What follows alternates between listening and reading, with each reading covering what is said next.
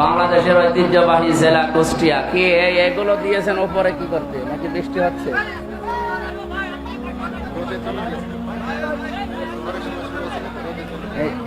এই দুইটা একটু পিছিয়ে দেন তো, একটু পিছিয়ে। আপনারা পিছিয়ে বসেন, যান যান, পিছান পিছান, আরো পিছান, আরো পিছান, তাড়াতাড়ি করেন, আরো পিছান, যান যান, আরো পিছান। ঠিক আছে ভাই, একটু পিছিয়ে দেন, একটু পিছিয়ে দেন।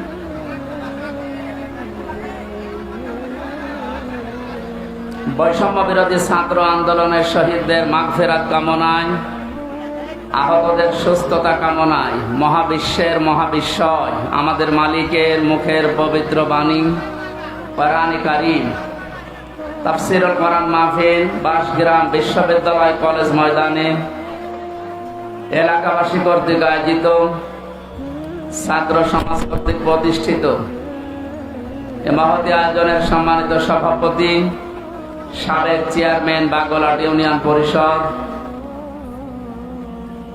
বিশিষ্ট আলেমে দ্বীন জনাব মাওলানা শামসুদ্দিন আহমেদ, আতালাল্লাহু উমরাহু ওয়া বারাকাল্লাহু ফি হায়াতি, বলেন আমিন।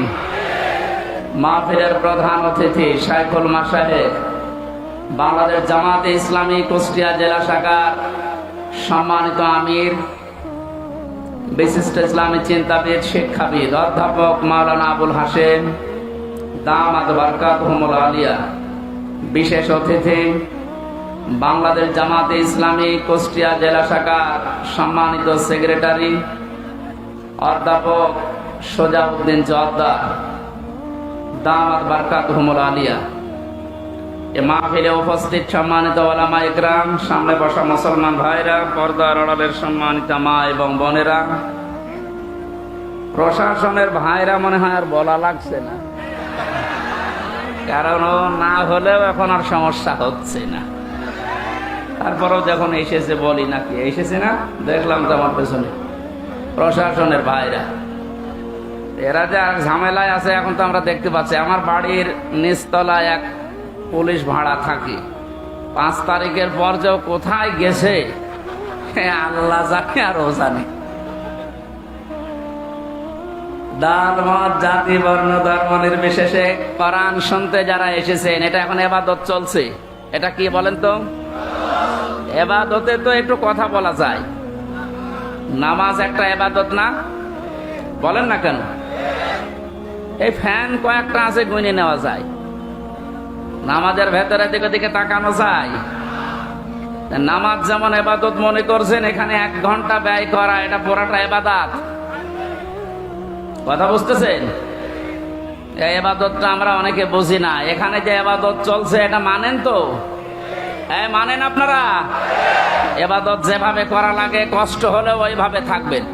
দাঁড়িয়ে আছেন থাকেন, বসে আছেন ওখানে বসেন। 1 ঘন্টা আমরা কোরআনে কারিমের, আপনি লিখে দিলেন তাফসীরুল কোরআন মাহফিল, তাফসীর আকারে কথা বলার চেষ্টা চালাবো ইনশাআল্লাহ।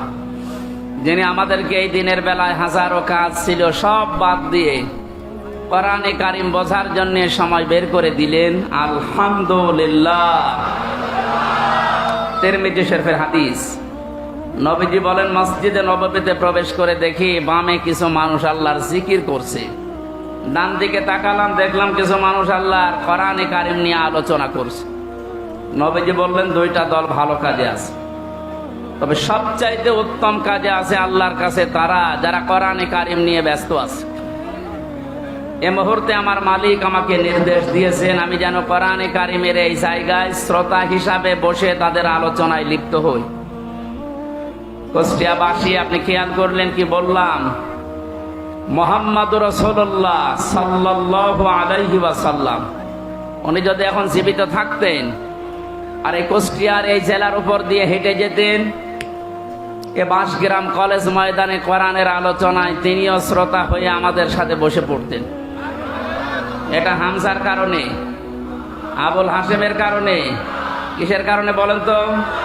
কোরআনের কারণে। যে জায়গায় নবী বসতেন ওই জায়গায় আমি আপনি এখন বসে আছি, কত দামি জায়গা এটা। আর একবার বলেন আলহামদুলিল্লাহ। আল্লাহ রাব্বুল আলামিন বলেন, লাইন শাকারতুম লাযিদান্নাকুম ওয়া লাইন কাফারতুম ইন্না আযাবি লাশাদীদ। আমি গতানুগতিক কথা বলি কম, যেটা বলছি বাস্তবের সাথে মিলাবেন। সূরা ইব্রাহিমের 7 নম্বর আয়াতের শেষের দিকে আছে, 13 নম্বর পারার 15 নম্বর পৃষ্ঠার 7-5 নম্বর লাইনে আছে। আল্লাহ পাক বলেন, নবী শুকরিয়া যদি আদায় করেন আমি নিয়ামতকে জীবনে বাড়িয়ে দেব, শুধু বাড়িয়ে দেব। এতটুকু কথা আল্লাহ বলে শেষ করে দিতে পারতেন। লামে তাকিদ নুনে সাকিলা, সুপারলেটিভ ডিগ্রি দিয়েছেন আল্লাহ। আল্লাহ এত বড় গ্যারান্টি শব্দ দিলেন যে অবশ্যই আমি আল্লাহ বাড়িয়ে দেব যদি নিয়ামতের শুকরিয়া আদায় করো। জন্মের পর থেকে বাক্যটা আমরা শুনছি, আল্লাহর এই আয়াতটা। আমরা মনে করি নিয়ামতের শুকরিয়া মানে টটি পর্যন্ত খেয়ে একেবারে ঢেকর তুলে বলবো আলহামদুলিল্লাহ, হয়ে গেল নাকি? এটা তো শুকরিয়া আদায়ের একটা বাক্য মাত্র। কোন মানুষ যদি শুকরিয়া আদায় করতে চায় নিয়ামতের, এই আয়াতের তাফসিরে মুফাসসির লিখেছেন 3টা শর্ত তাকে মানা লাগবে। 1 নম্বরে তার মুখে স্বীকার করা লাগবে যে হ্যাঁ এটা নিয়ামত। আগস্টের 5 তারিখের আগে আমরা যেখানে ছিলাম আর আজকে যেখানে আছি এটা পুরাটাই আলাদা। কথা বলে না কেন? এটা কত বড় নিয়ামত। কিছুদিন আগে বাংলাদেশ জামাতে ইসলামী কুষ্টিয়া জেলা শাখার উদ্যোগে 550 আলেমকে এক জায়গায় ডাক দিয়েছিল। সব ঘরানার আলেম সেখানে ছিল। 550 আলেম 3.5 ঘন্টা 4 ঘন্টা আমরা আলোচনা করেছি।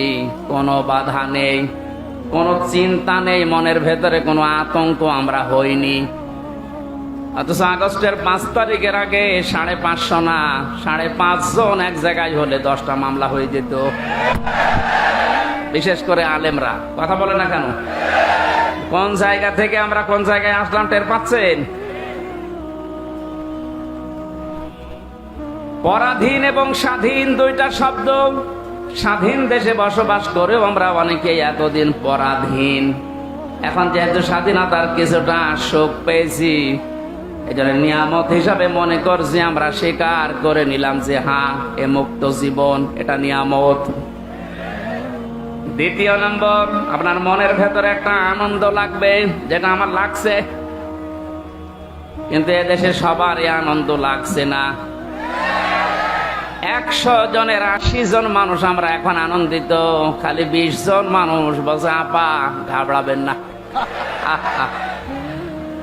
20 জনের অবস্থা এরকম, আপা ঘাবড়াবেন না। আপনি ঘাবড়ালে আমরা নরম হয়ে যাই। এর সংখ্যা কয়জন? মাত্র 20 জন।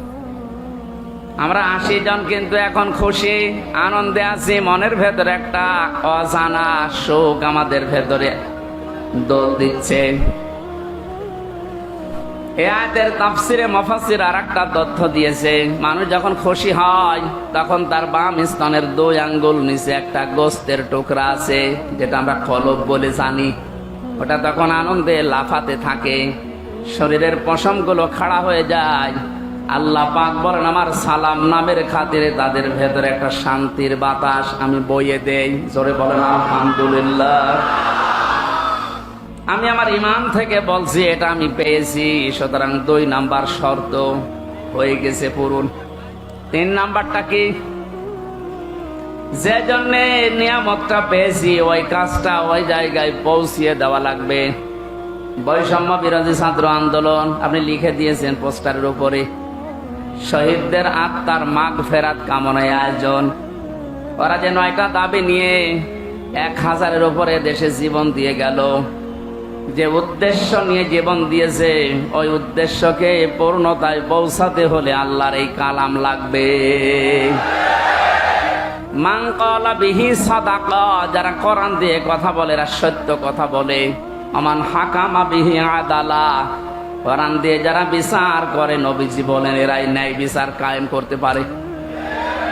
53 বছর কোরআনে কারিমের বিচার এদেশে এখনো পর্যন্ত আমরা দেখিনি। এই জন্য ন্যায় বিচার শুধু নামে শুনেছি, পাইনি। বিশেষ করে 16 বছরে কত মানুষ আমাদের সামনে এ বক্তব্য বহুবার দিয়েছে যে আমরা ন্যায় বিচার কায়েম করতে পেরেছি। এটা ডাহা মিথ্যা কথা। ন্যায় বিচার কায়েম করা সম্ভব তখন যখন কোরআনে কারিম এদেশের সংসদে চলবে। আর এটা তো চালাবে ধীরেন্দ্রনাথ দত্ত।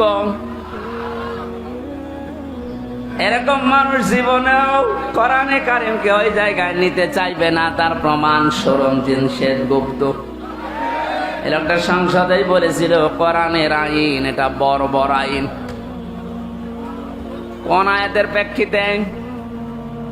সূরা মায়েদার 38 নম্বর আয়াত যখন সংসদে কে যেন বলেছিল, ওই সময় দেখলাম রিয়েক্ট করেছে, আস-সারিকু ওয়াস-সারিকাতু ফাকতাউ আইদিয়াহুমা জাযাম বিমা কাসাবা নাকালাম মিনাল্লাহ। ইলা আখির আয়াত। আল্লাহ পাক বলেন, চোর পুরুষ হোক আর নারী হোক, সাক্ষ্য প্রমাণে যদি ধরা পড়ে তাহলে তার হাত কেটে দাও। এটা দুনিয়ার শাস্তি। এই লোকটা এই আয়াতকে বড় বড় আইন বলেছিল। কারণ হচ্ছে তার ওই যে কালো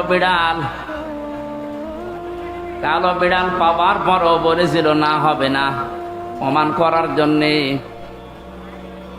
তদন্ত কমিটি গঠন করেন। প্রমাণ হয়েছে, হাতে নাতে ধরা পড়ার পরেও আবার কিসের দুর্নীতি দমন কমিশনের হাতে দেওয়া লাগবে, কিসের তদন্ত কমিটি গঠন করা লাগবে। জেনেছিল যে না, এ আইন যদি বাংলার সংসদে একবার কায়েম হয়ে যায়, আমি গুপ্তর হাত থাকবে না। এজন্য গুপ্ত মার্কা যারা, তারা কোনোদিন চাইনি এ দেশে কোরআনের এই আইনটা সংসদে যাক। এটাকে বর্বর আইন বলে তারা, যাদের হাত থাকার কথা না। কথা বলেন না কেন?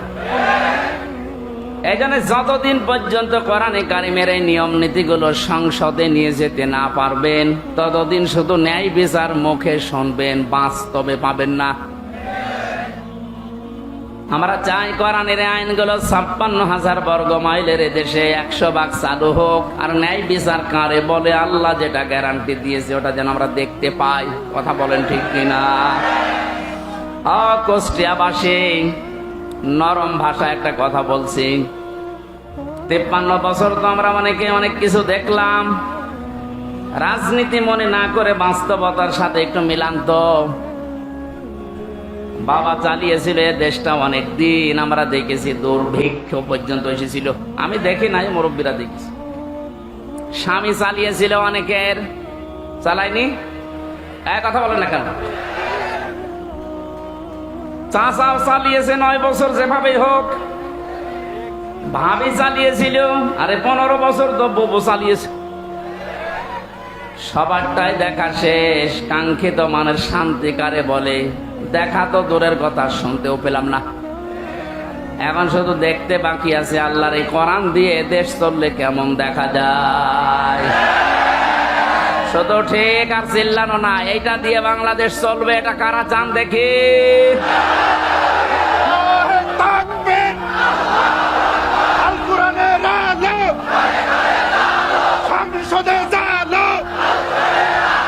বাংলাদেশ জামাত ইসলামী।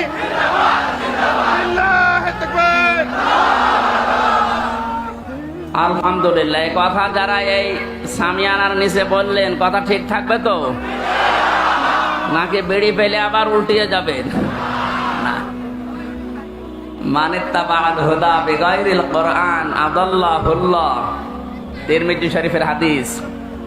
নবীজি বলেছেন, কোরআন যদি কাউকে পরিবর্তন করতে না পারে, আর কোরআন বাদ দিয়ে পৃথিবীর কোন জায়গায় যদি কেউ ভালো হওয়ার নিয়ত নিয়েও যায়, আল্লাহ নিজে তাকে দায়িত্ব নিয়ে গোমরা বানিয়ে দেয়।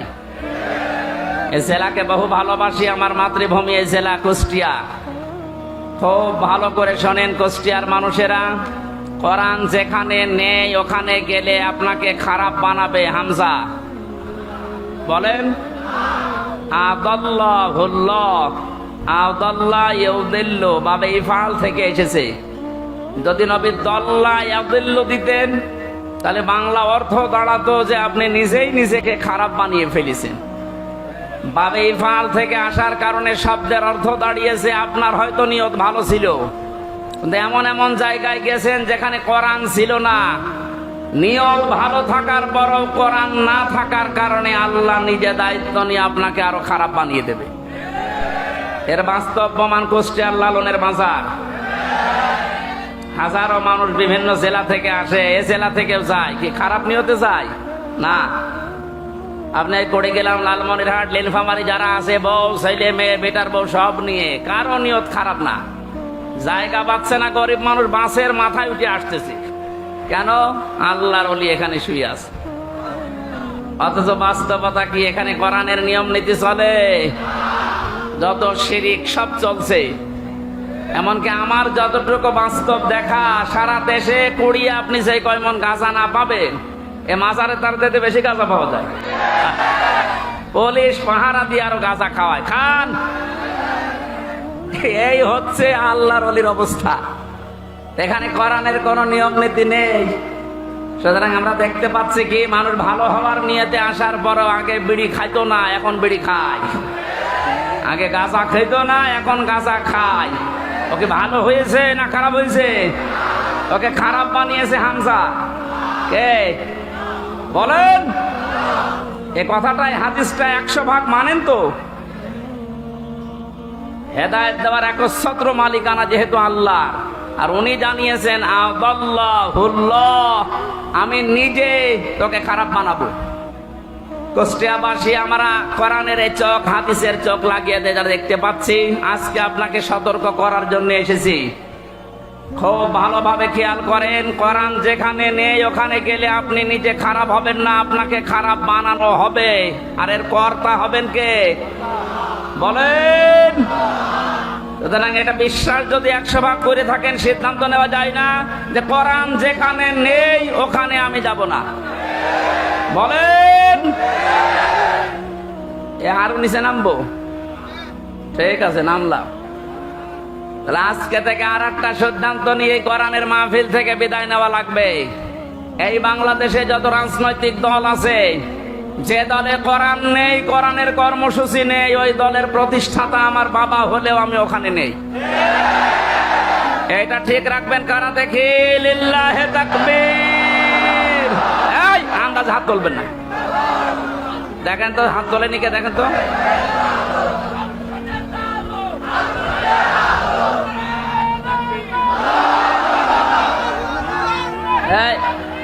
ঠিক আছে,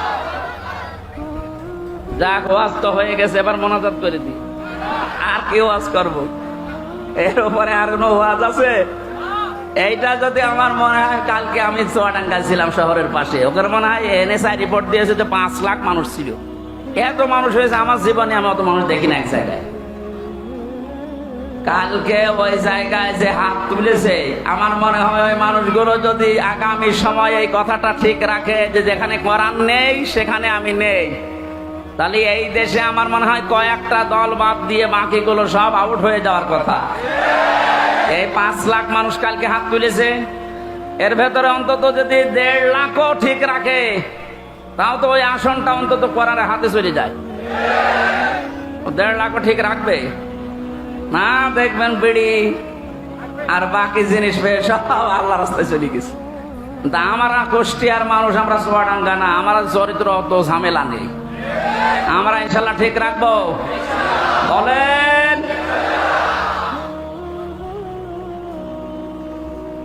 যত জেলায় গেছি, হাদিসটার ব্যাখ্যা যত জায়গায় করেছি, আমার মনে হয় মানুষগুলো যদি যারা হাত তোলে শুধু, এরাও যদি ঠিক রাখতো, তো বাংলাদেশে সেই আমার সেই 11 সালের পর থেকে যা শুরু হয়েছে আমার আলোচনা, ওই সময় দেশে ইসলাম কায়েম হয়ে যাওয়ার কথা। কোরআন নেই, আমি সেখানে নেই, তাহলে কোন দল টিকবে? আগে দেখবেন যে কোরআনের কর্মসূচি এই দলের ভেতরে আছে কিনা। অনেক দলের ভেতরে আমরা কোরআন দেখতে পাই, কিন্তু কোরআনের আয়াত পড়ে চলে যায় বাইপাস কাটিয়ে অন্যদিকে। বিভিন্ন দরবার কেন্দ্রিক যে আলোচনাগুলো আমরা দেখি, আয়াত পড়ে ঠিক, কানে হাত দিয়ে সুর করে তেলাওয়াত করছে কুল হুয়াল্লাহু আহাদ।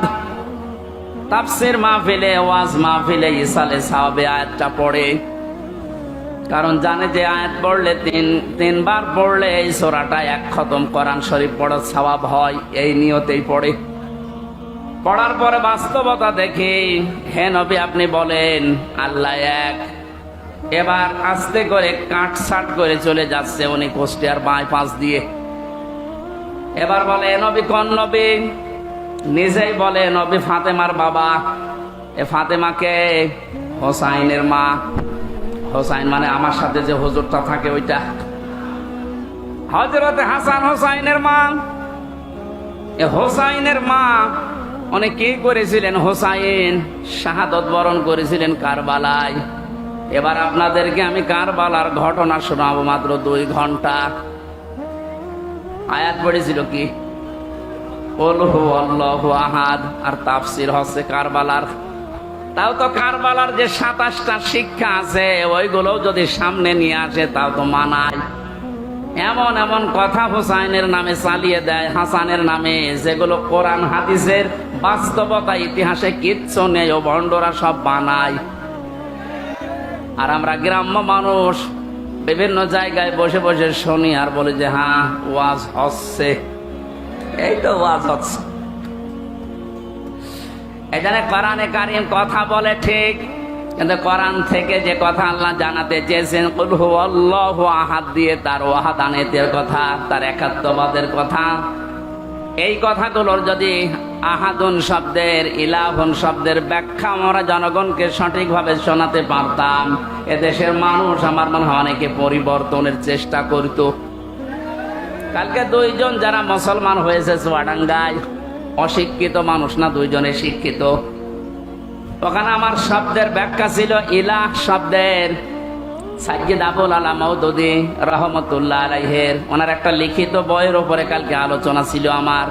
উনি ইলাহ শব্দের ব্যাখ্যা যেভাবে করেছিলেন, ওই শব্দের অর্থগুলো বাস্তবের সাথে যখন মিলিয়েছি, বলে একটা হিন্দু, তাও কট্টর হিন্দু, খুব যত্ন সহকারে পূজা করে। আমাদের মুসলিমদের ভেতরে প্র্যাকটিসিং মুসলিম যেমন খুব বেশি অ্যাক্টিভ ভাবে যারা ইসলাম মানে, এইরকম লোক একটা। কথা শেষ করার পরে আমি জিজ্ঞাসাও করেছিলাম যে কি আপনি মুসলমান হয়ে গেলেন কেন? আপনি যেভাবে বুঝিয়েছেন আমি এতদিন পর্যন্ত ভাবি নাই, কারণ আমরা এইভাবে পড়াশোনা করার সুযোগ পাই নাই। আমাদের যে ধর্ম, ওই ধর্মে আমাদের কিতাবগুলো আমাদের পণ্ডিতরা ছাড়া, ধর্মের গুরু ছাড়া আমাদের পড়তে দেয় না। ইলা শব্দের যে অসারতার ব্যাখ্যা দিয়েছিলেন যে পৃথিবীর বহু ইলা আছে, আন্দাজে ইলা দাবি করে থাকে, ওদের কোনো কর্মক্ষমতা বাস্তবতা কিচ্ছু নেই। শেষ পর্যন্ত আমার বিবেকে নাড়া দিয়েছে, এই সত্যকে সত্য না মেনে মারা গেলে আমি নিজেকে ক্ষমা করতে পারবো না। দেন আপনি আমার ইসলামে দীক্ষিত করে দেন, জোরে বলেন সুবহানাল্লাহ। এই জন্য আমরা কোরআনে কারীম যেখানে নেই, আজকে থেকে আপনি সিদ্ধান্ত যখন নিয়েই ফেলেছেন যে অন্য কোন জায়গায় আর যাবেন না, আজকের এই মাহফিল আমার মনে হয় যদি ঠিক রাখতে পারেন হাতটা, এই আলোচনা, এই আয়োজন সাকসেস। জোরে বলেন সুবহানাল্লাহ। দরুদ আর সালাম পাঠ করে আজকের তেলাওয়াতকৃত আয়াত, যদিও এটা একটা সম্ভাবনা বাস্তবতা নিয়ে সামনে আল্লাহ আয়াতটা নাজিল করেছিলেন। সূরা কাসাসের 85, 84, 83, 84 এই আয়াতগুলো। এখানে আল্লাহ রাব্বুল আলামিন কিছু মানুষকে পরকালের যে ঘর আছে, যে বিশাল জীবন আমাদের সামনে পড়ে আছে আমাদের চোখ বন্ধ হওয়ার পর, এখানে মানুষের জন্য আল্লাহ যে ঘর তৈরি করবেন, কাদেরকে কাদেরকে এই ঘরগুলো আল্লাহ দেবেন তার বর্ণনা আল্লাহ দিয়েছেন এই আয়াতে। আমরা যেহেতু শুধু দুনিয়াদার না, আমাদের সামনে আরেকটা জগৎ আছে, এটা আমাদের বিশ্বাসে আছে না নেই? কুল্লু নাফসিন যায়িকাতুল মাউত ওয়া ইন্নামা তুওয়াফাউনা উজুরাকুম ইয়াওমাল কিয়ামাহ ফামান যুহজিহা আনিন নার ওয়া উদখিলাল জান্নাতা ফাকাদ ফাজ ওমাল হায়াতুদ দুনিয়া ইল্লা মাতাউল গুরুর। কুষ্টিয়াবাসী, সূরা আলে ইমরানের 85 নাম্বার 185 নাম্বার আয়াতটার দিকে তাকান। আল্লাহ পাক বলেন, পৃথিবীর যা সৃষ্টি করেছি, জীবন যারে দিয়েছি তারে মরণ দেব।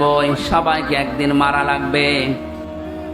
মারা যাওয়ার পরে দুনিয়ার জীবনে যে যা করেছে তার পারিশ্রমিক উজরত পুরস্কার আমি পরিপূর্ণ করে দেব। আমার তো মনে হয় একজন মানুষ যারা আল্লাহর প্রতি, পরকালের প্রতি বিশ্বাস হালকা পাতলাও আছে, এই মানুষের জীবনে আয়াতের দ্বারাই পরিবর্তন হয়ে যাওয়া সম্ভব।